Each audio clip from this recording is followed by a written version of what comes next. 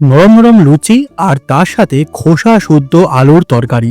আহা, শুনেই ব্যাপারটা কেমন জমে গেল। হাই, আমি শুভ অ্যান্ড ওয়েলকাম টু মাই পেট পুজোর সিরিজ। আজকে আমরা চলে গিয়েছিলাম উত্তর কলকাতার আদি হরিদাস মোদকে। কথিত আছে প্রায় ৩০০ বছরের পুরনো এই দোকান থেকেই শ্রী শ্রী পরমহংস দেবের জন্য লুচি যেত।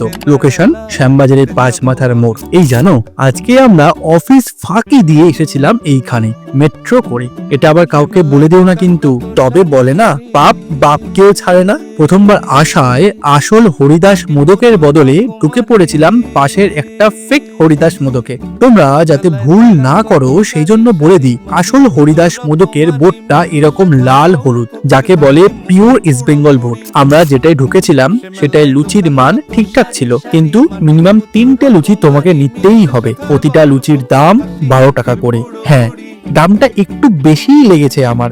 স্বাদ যে খুব একটা হামরি বলবো না, আর দোকানটাও যে খুব একটা পরিষ্কার সেটাও নয়, তবুও নিয়ে ফেলেছি।